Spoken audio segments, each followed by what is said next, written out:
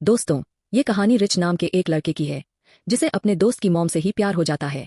लेकिन जब उसके दोस्त को इसके बारे में पता चलता है तो रिच के साथ क्या क्या होता है, यही हम देखेंगे आज की इस कहानी में। कहानी की शुरुआत में हम रिच नाम के एक लड़के को देखते हैं जो अपनी मॉम लकी को सोफे पर बेहोश पड़ा हुआ देखता है।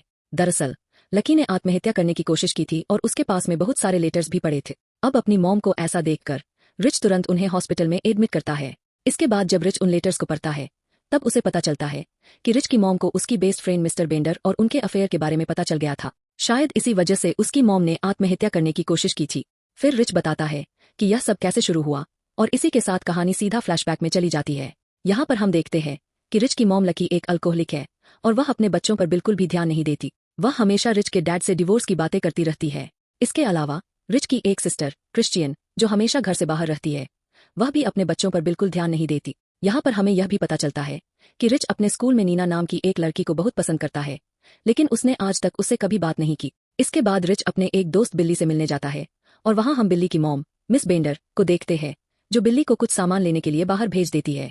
फिर वो रिच को अकेला देखकर उसके पास आती है और उसके साथ इंटीमेट होने लगती है।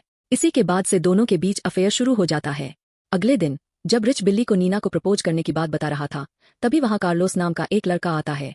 फिर वो रिच के साथ शर्त लगाता है कि अगर उसने नीना को अपनी गर्लफ्रेंड बना लिया तो वह उसे $1000 देगा, लेकिन अगर रिच नीना को अपनी गर्लफ्रेंड नहीं बना पाया तो उसे कार्लोस को $1000 देने होंगे। इसके बाद जब रिच वॉशरूम में जाता है तो उसे वहां सेंट लाला दिखाई देती है जो उसकी सिर्फ एक इमेजिनेशन थी, पर वो रिच को मोटिवेट करती है कि वह आसानी से नीना को इम्प्रेस कर सकता है और उसे अपनी गर्लफ्रेंड बना सकता है। इसके बाद जब नीना का अपने बॉयफ्रेंड केविन से ब्रेकअप हो जाता है तो यह जानकर रिच सोचता है कि अब वह नीना को अपनी गर्लफ्रेंड बना सकता है। फिर हम देखते हैं कि जब क्लासरूम में उनकी टीचर उन्हें पढ़ा रहा होता है तभी अचानक उनकी डेथ हो जाती है और क्लास के सभी बच्चों को छुट्टी मिल जाती है। इसके बाद जब नीना बाहर खड़ी थी तो रिच उसके पास जाकर उसे बात करता है और उसे टीचर के फ्यूनरल पर चलने के लिए पूछता है, लेकिन तभी वहां उसका बॉयफ्रेंड केविन आ जाता है और नीना केविन के सामने ही रिच के साथ चलने के लिए हाँ बोल देती है। इसके बाद हम तीनों को टीचर के फ्यूनरल पर देखते हैं। तभी नीना रिच को बताती है कि उसे जोश और बैंड का म्यूजिक बहुत पसंद है। ये सुनकर रिच उसे इम्प्रेस करने के लिए झूठ बोल देता है कि वह जोश को पर्सनली जानता है और वह तो कल उसके कंसर्ट में भी जा रहा है। ये सुनकर नीना बहुत खुश हो जाती है और वो रिच से पूछती है, क्या मैं भी तुम्हारे साथ चल सकती हूँ? अब रिच तो नीना को पटाना ही चाहता था, इसलिए वह उसे हाँ बोल देता है। इसी बीच रिच की कार को पीछे से कोई टक्कर मार देता है और जब रिच बाहर आकर देखता है तो वहाँ चर्च के फादर होते हैं। फादर रिच से माफी मांगते हैं और कहते हैं कि वे उसकी कार को ठीक करवा देंगे। रिच जिम के पास जाता है और उसे कंसर्ट की टिकट का जुगाड़ करने को कहता है। अब जिम उसका काम करने को तैयार हो जाता है, लेकिन इसके बदले वह रिच को अपने डीलर से ड्रग्स लाने का काम देता है। अगले दिन रिच ड्रग्स लेने के लिए डीलर के पास जाता है, पर वह पैकेट को जिम को देने से पहले उसमें से थोड़ा सा ड्रग्स अपने पास रख लेता है। अब रिच को कंसर्ट में जाने के लिए कार की जरूरत थी, इसलिए वह मिस बेंडर के पास कार मांगने जाता है। थोड़ी देर तक उसे किस करने के बाद मिस बेंडर उसे अपनी कार देने के लिए मान जाती है। लेकिन जब अगले दिन वह कार लेने के लिए मिस बेंडर के पास जाता है तो वह रिच से बिल्ली को भी उसके साथ ले जाने के लिए कहती है। इसके बाद जब बिल्ली और रिच जिम के पास कंसर्ट की टिकट लेने जाते हैं तो जिम उन्हें टिकट देने से साफ मना कर देता है और गालियां देकर वहां से चला जाता है। वे दोनों इस बारे में बात ही कर रहे थे कि तभी वहां नीना आ जाती है। तभी बिल्ली को वहां रिच की कार दिखाई देती है और जब वे वहां जाकर देखते हैं तो रिच के पापा और बिल्ली के पापा एक ही लड़की के साथ इंटीमेट हो रहे होते हैं। अब क्योंकि रिच नीना को कंसर्ट में नहीं ले जा पाया था, इसलिए वह नीना से माफी मांगता है और नीना भी उसे माफ कर देती है। अगले दिन जब वे फिर से स्कूल जाते हैं तो वहां पढ़ाने के लिए एक नई टीचर आती है, लेकिन थोड़ी देर बाद वह टीचर भी पढ़ाते हुए वहीं टपक जाती है।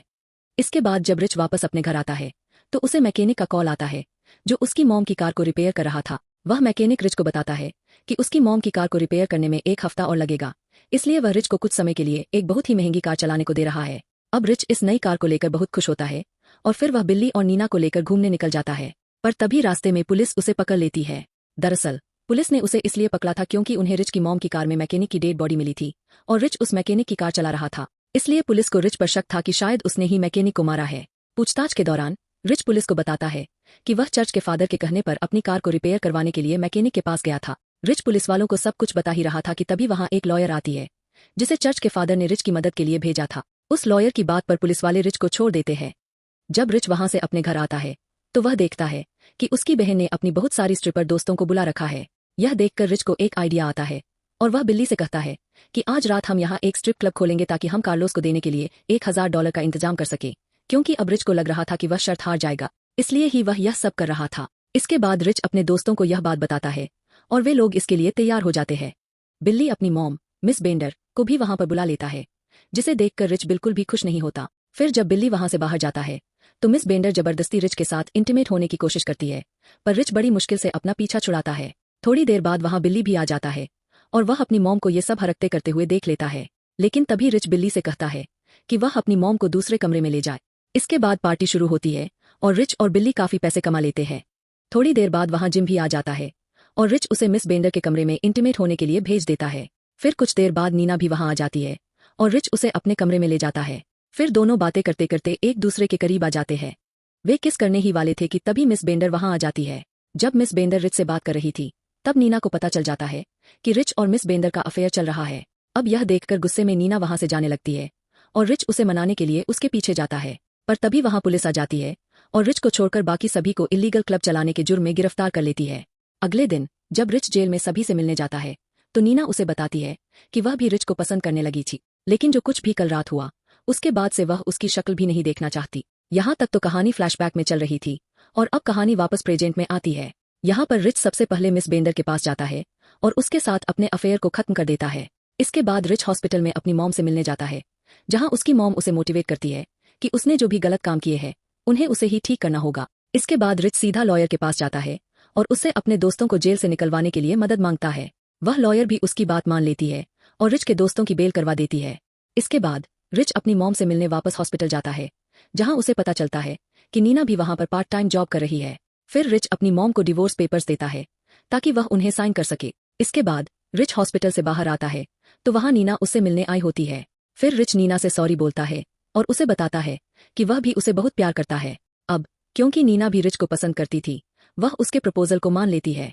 इसके बाद दोनों किस करते हैं और इसी के साथ यह कहानी यही खत्म हो जाती है।